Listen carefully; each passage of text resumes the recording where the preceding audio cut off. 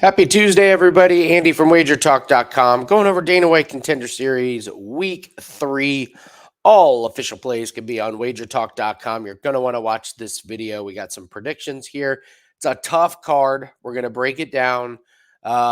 It's a difficult card to bet on, so we're going to try and find some profits, but it's not going to be like most weeks where it's this, easy. Oh, there's no brainer bets all over the card. So you're gonna want to watch this video because I think I got some. I think I got some gems for everybody here. The goal is to make money and save money, and I think we're gonna do that in this video. Give us a like and subscribe, please, if you like the content in here. And let's get into it. All official plays can be found on WagerTalk.com. First fight, we only got 4 fights tonight after we lost the one yesterday, and we're gonna start with Robbie Ring versus Luis Pajuelo. I'll start with Robbie Ring. He's very long and very flexible, constantly searching for takedowns and submissions. I've been pretty impressed with his cardio. A lot of times, you'll see these prospects that get tired searching for all the submissions and trying to get the takedowns, and it gets sloppy. Robbie Ring doesn't look like he has that. It looks like he can go pretty strong for 3 rounds, and that's big on Contender Series, especially when you're fighting someone like Pajuelo. So he loves the chokes. This isn't a guy who's searching for arm bars. This is a guy who's searching for Darce chokes and guillotines and things like that. There is not much film on his striking. I'm assuming it's because he just doesn't really try striking a whole lot, and he's going up against a striker. So a lot of his fights finish early, but the fight of his that did make it out of the first round, he had really good cardio. So I'll pull up his results here, and so we have a lot of round ones finishes, and they're legit. They're really really good. Jacob Kilburn is the one guy he has fought with a lot of fights on his resume. The guy's 8-6. Um, like I said, I liked his cardio because I thought he looked about as good towards the end of round 2 as he did in round 1. That really sticks out to me. Tells me he's spending a ton of time in the gym. He didn't lose his technique. And then of course he comes back. He fights a guy who's 0-0. That's the only concern with him is, I mean, look at the 0-3, 0-0, 0-2, 1-0. So this is going to be his biggest step up in competition, but he certainly passes the eye test. And he's fighting Luis Pajuelo, who is just wild, man. This guy, he just wild striker. It's exciting to watch, but I mean, I'll give him this. He doesn't get tired. He just goes and goes and goes. But I wish he would set up his strikes a little bit more. I wish his stance was a little bit more controlled. But listen, who might argue with the guy that's 7-1? Um, Listen, he showed pretty good takedown defense in his last fight until he got tired. And then he was easy to take down. That's going to be a problem against Robbie Ring. And I'm not really sure how good his last opponent was at takedowns. Robbie Ring's definitely better at takedowns and the submission game. So, uh, in this fight before that against Jones Lorca, I believe that was a fight where he got taken down, and then Jones Lorca got tired. Now, I will say this: Pajuelo has very bad striking defense, but he can take a punch. And it is a good thing he can take a punch because he takes a lot of them. He basically won his last fight because his opponent got tired. Pajuelo has incredible cardio. It is 3 rounds of nonstop striking on the feet. It's wild. And we look here. He gets the finish in round 2. The Jones Logan, he wins by unanimous decision. But listen, he won that fight because he out cardioed his opponent. And then you see a lot of wins by punches. Absolutely no submission. So this is your classic grappler versus striker. For me, Pajuelo is a little bit too wild. And I believe that he's going to make mistakes where Robbie Ring is going to be able to shoot and get him on the ground. Pajuelo is going to have to piece up Robbie Ring. And listen, he certainly can. Ring is not going to be, you're not going to know Robbie Ring because of his striking. So Pajuelo is going to have a big advantage on the feet. I just think Robbie Ring is calculated enough and he's got the better technique. and that Pajuelo is just going to leave himself open a couple times with his wild strikes to where Ring is going to take him down. And once he's on the ground, I think it's Robbie Ring all day. And that's where I expect this fight to end. I don't think it goes the distance. I think Robbie Ring eventually gets a finish. That being said, Pajuelo's cardio, man, if he can weather the storm of Robbie Ring being on top of him, Pajuelo might actually be able to get back up on his feet just because he's got so much energy. But I think the technique of Robbie Ring is going to be the difference in this one. I think Ring gets him on the ground and puts Pajuelo kind of in territory that he doesn't want to be. So this is not a real confident play, but I would go Robbie Ring to win. I can't even go as far to say win by submission because I think Pajuelo is going to be a live dog. I think he's going to have enough energy to fight off submissions. Wouldn't surprise me if Ring got the submission, but if you're taking Ring, it's going to be by decision or by submission. He's not going to probably win a knockout or a ground and pound. That's just not really his game. So it's going to be a wild fight, though. I mean, Pajuelo is a lot of fun to watch. You guys, you'll enjoy it. So I hope he's calmed down a little bit because if not, Ring is going to make short work of him. So all right, we're moving on to Verbeek versus Josefine Knutsson.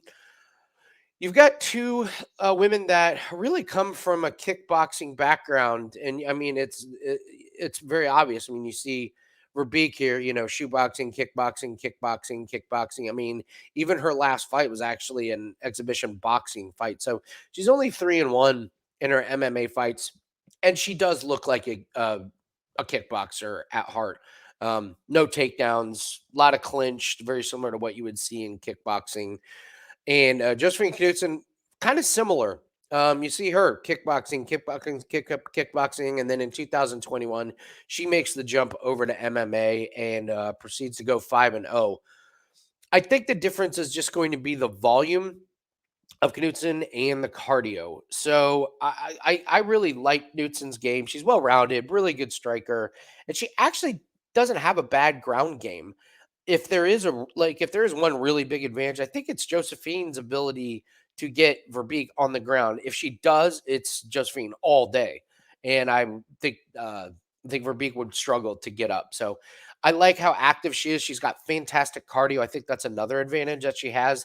If this makes it into round 3, it's going to be Josephine with the better cardio, and with the combination of the volume and the cardio, she should be able to win round 3.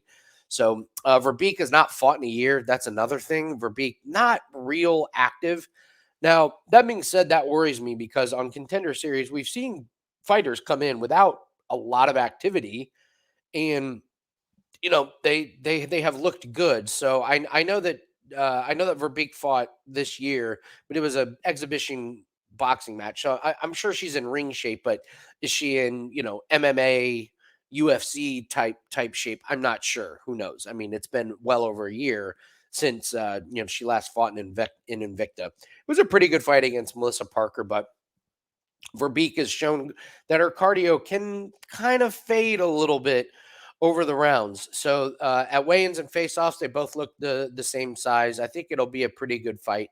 My lean is Josephine Knudsen in this one. I think just the cardio probably pulls her away.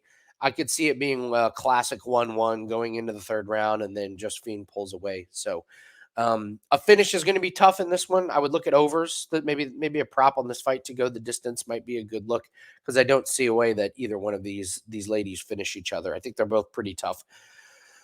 Oban Elliott and Kaik Brito. This is going to be a fun matchup. So if you watched weigh-ins, Elliott looked a little bit bigger. I was surprised about that. So just a touch taller. They both looked really, really good. They both look excited. Doesn't look like the weight cut was too bad for them. So my notes on Elliott, he's a striker with good cardio. He does have really good movement on the feet to avoid strikes. My worry about him is he fights off of his back foot a little bit too much, and he's kind of looking for the counter, which has worked against some of the guys that he's fought.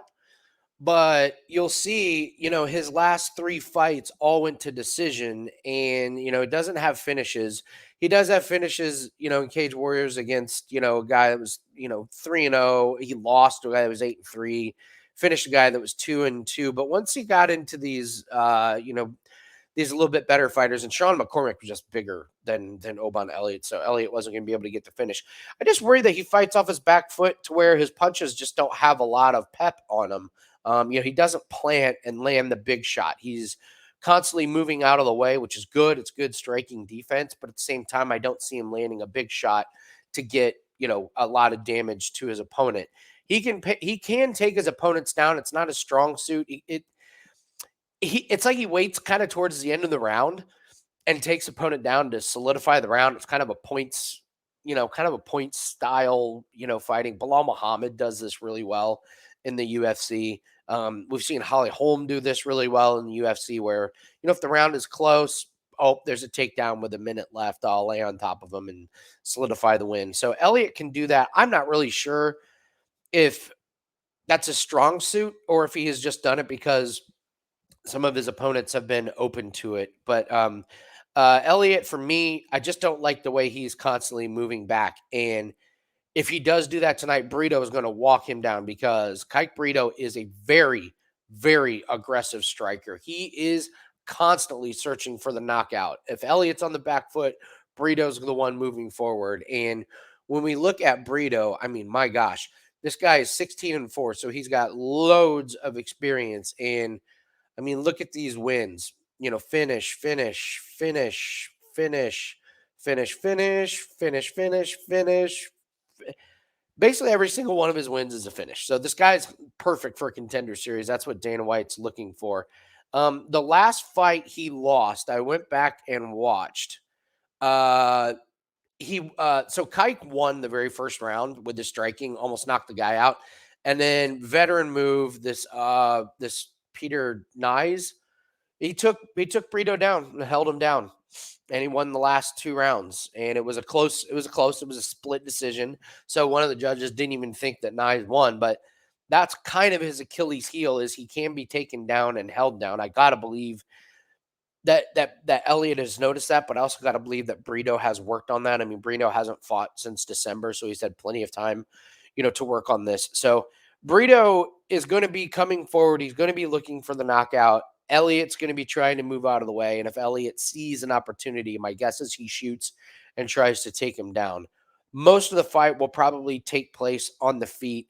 I'm going to give the edge to Brito in this one because I just reward the more aggressive fighter. I just think Brito only needs 1 or 2 shots to really change the fight. Elliott, I haven't really seen in the last 3 fights. I haven't seen that big time power to where, he's going to hit Brito so hard that it maybe changes around or changes the course of the fight. So I'm going to lean Brito in this one.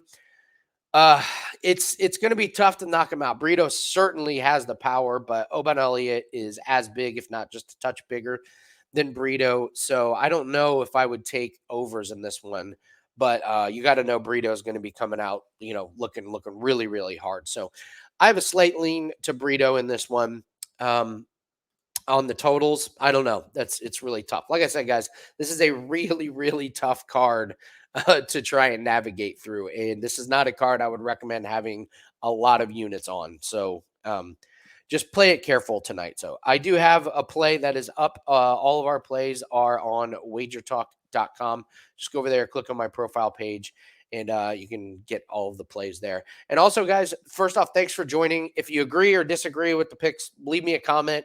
Tell me what you think. I can't say this is my most confident Contender Series card, but that's okay. Sometimes you're just not going to feel amazing about all of the picks, and it's good to just not have a lot of units invested. So, and also if you guys want to take your betting to the next level, you can follow us on the Road to Millions. The Road to Millions is our video series that we do on this YouTube channel every day. It is our program to help you increase your bankroll exponentially over a period of several years using the plays that we ourselves use for our own bankrolls. We use Contender Series plays, UFC plays, and lots of other sports. We like to take advantage of the markets. The books are not dialed into. We look at our bankrolls like a stock portfolio. We look at them like stocks, and we look at our bets like investment. The stock market is up 4.1%. we are up 91.8% this year. We bet all of our own plays. That's the most common question I get asked is, do you bet all of your plays? Yes. Every play that we bet through WagerTalk.com is a play that we use for our own bankrolls. You should as well. You can check out the video series on this YouTube channel. We do shows Mondays, Wednesdays, Thursdays, Fridays, and Sundays. So please join us. It'll make you a much better. I promise it'll help you with your bankroll management, and hopefully we can give out some winners and increase your bankroll at the same time. So, all right, let's break down the main event: Eli Aronov versus Zachary. All right, Zachary 5-0. Listen, I've seen some people come on Contender Series, and they fought a lot of cans. They fought a lot of bad fighters. Zach Reese is up there with having fought the worst competition for anybody that has come on the Contender Series. In college, I was in fights at parties against guys who were better than some of Zach Reese's competition. These guys are bad. And we look at Zach Reese. I mean, look at this. Minute 32, 4:13, 50 seconds, 33 seconds, 52 seconds. Zach Reese is blowing through really bad competition. This guy's 5-10. Aaron Phillips, listen, Aaron Phillips, I believe he was on the Ultimate Fighter. But Aaron Phillips was far from ultimate and not very good. He got submitted in 33 seconds. And by the way, it was the most slow guillotine that Zach Reese, like anybody could have seen that coming except Aaron Phillips. So I don't know what to take away from Zach Reese's fights. There's nothing to take away. There's hardly any film. He's teed off and knocked out guys that were standing there in front of him. And Eli Aronov is just not going to do that. So this is a tough one because Zach is going to be the favorite. I already see that. The line has moved for him. People, oh, he's so tall and he's so big. And yeah, we don't know what his cardio is like. Is this guy going to get tired by the end of the first round or what? Eli Aronov. So if you're looking for what Eli Aronov's path to victory is, you're going to go back to his last MMA fight where I fought a 10-1 fighter, and he took this guy down and he won by arm triangle. It was a really, really great performance.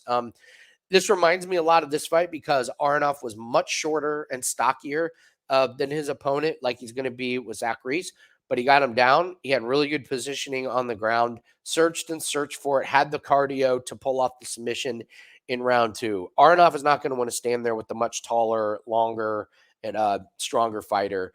And here's the thing about Zach Reese. Zach Reese's punches are legit. They have a lot of power behind him. Eli Aronov has bad striking defense. Aronov is going to want this to get to the ground ASAP. He will not be able to stand there in the first round and go blow to blow on the feet with Reese. So expect Aronov to shoot early, especially if he eats one shot from Zach Reese. Now, could Zach Reese pull another one and knock this guy out in under a minute? Absolutely, because I've seen Aronov get smoked by lesser strikers than Zach Reese. Could we see Aronov take Reese down early and control him for the first round? Yeah, absolutely. That's why this fight is really tough to bet on because we just don't know what we're getting from Zach Reese when he's fighting a fighter with a pulse. So this is going to be a tough one. I almost might think this is a live bet where if you see Eli Aronov take Zach Reese down and Reese looks lost on the ground with a real fighter on top of him who's, moving to advanced position and searching for submissions, it might be Aronov, might be a really nice live bet. Or it could come out that Zach Reese is going to just going to obliterate Aronov because Aronov has terrible striking defense. This one is pretty tough to say. If I had to pick somebody, I'm going to go with Zach Reese. I'm going to go with Zach Reese because he does have the one-shot power, and Aronov's striking defense has been so he's left his hands so wide open that you can tee off on his face that it just takes one shot. Aronov, in order to beat Zach Reese, is going to have to win 3 rounds, or he's going to have to A, get the takedown, B, work into a submission position, and C, do it against a much longer fighter. Zach has much longer limbs. So it's not a very confident pick, but I am going to lean Zach Reese. I'm certainly not going to be betting money on that one. So I do have one official play. It is up on WagerTalk.com. We're coming off a really nice underdog call on last week's video. So if I am looking at the fights here, I'll give you my leans here. I lean Robbie Ring over Pajuelo. Not super confident. Josefine Knutsson, I do like overs in that fight as well. I like Kaik Brito to win over Oban Elliott. I think the aggression of Brito is going to overcome the way Elliott moves around and fights off his back foot.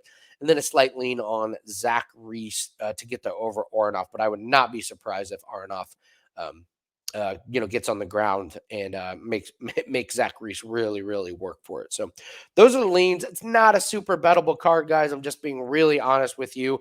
One of our sayings on the road to millions is the best way to make money is to not lose it. So don't put a whole lot of units on this card. I believe next week is going to be much better. So go grab the plays on wagertalk.com. Give us a like and subscribe. Leave us a comment if you like some of the plays, or if you don't like some of the plays, let me know who you're liking tonight.